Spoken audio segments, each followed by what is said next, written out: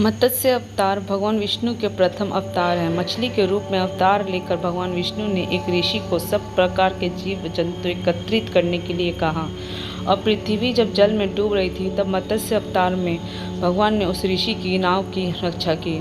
इसके पश्चात ब्रह्मा ने पुनः जीवन का निर्माण किया। एक दूसरी मान्यता ये के अनुसार एक राक्षस ने जब वेदों को चुराकर सागर की अथाह गहराई में छुपा दिया तब भगवान विष्णु ने मत्स्य रूप धारण करके वेदों को प्राप्त किया और उन्हें पुनः स्थापित किया।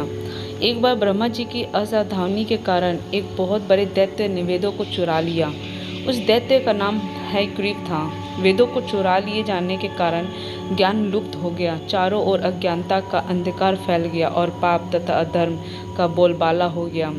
तब भगवान विष्णु ने धर्म की रक्षा के लिए मत्स्य रूप धारण करके हयग्रीव का वध किया और वेदों की रक्षा की। भगवान ने मत्स्य का रूप किस प्रकार धारण किया, इसकी विस्मयकारिणी कथा इस प्रकार है। कल्पांत के पूर्व एक पुण्यात्मा राजा तप कर रहे थे। राजा का नाम सत्यव्रत था। सत्यव्रत पुण्य आत्मा तो था ही, बड़े उदार हृदय का भी था। प्रभात का समय था, सूर्योदय हो चुका था। सत्यव्रत कृतमाला नदी में स्नान कर रहा था। उसने स्नान करने के पश्चात जब तर्पण के लिए अंजलि में जल लिया तो अंजलि में जल के साथ एक छोटी सी मछली भी आ गई। सत्यव्रत ने मछली को नदी में जल में छोड़ दिया। मछली बोली, राजन, जल के बड़े बड़े जीव छोटे छोटे जीवों को मार कर खा जाते हैं। अवश्य कोई बड़ा जीव मुझे भी मार कर खा जाएगा। कृपया करके मेरे प्राणों की रक्षा कीजिए। सत्यव्रत के हृदय में दया उत्पन्न हो उठी।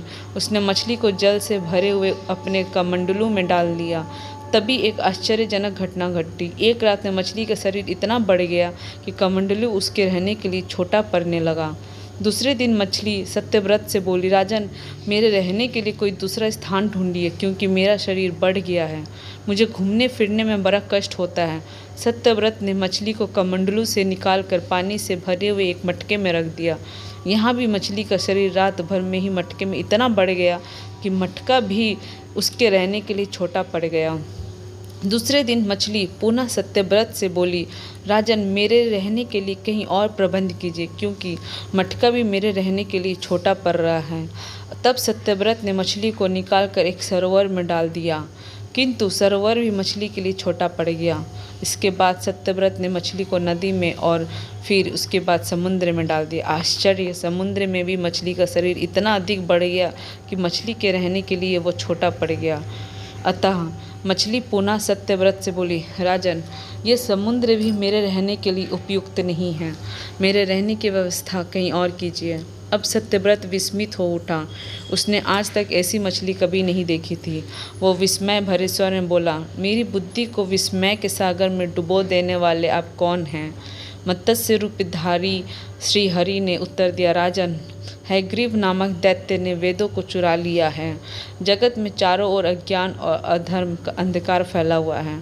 मैंने हयग्रीव को मारने के लिए ही मत्स्य का रूप धारण किया है। आज से 7वें दिन पृथ्वी प्रलय के चक्र में फिर जाएगी। समुद्र उमड़ उठेगा, भयानक वृष्टि होगी, सारी पृथ्वी पानी में डूब जाएगी।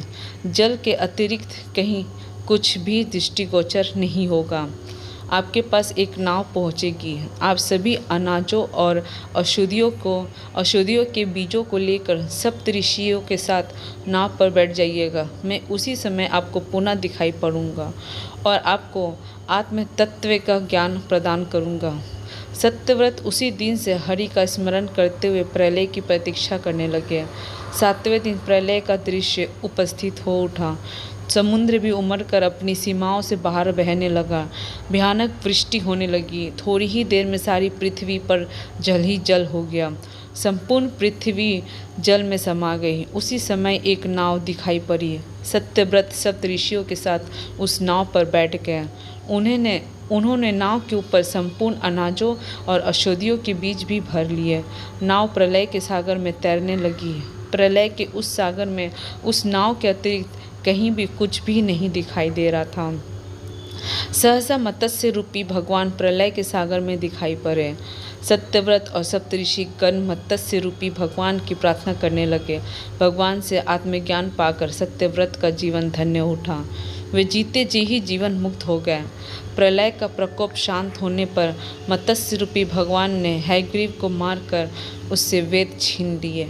भगवान ने ब्रह्मा जी को पुनः वेद दे दिए। इस प्रकार भगवान ने मत्स्य रूप धारण करके वेदों का उद्धार तो किया ही, साथ ही संसार के प्राणियों का भी अमित कल्याण किया।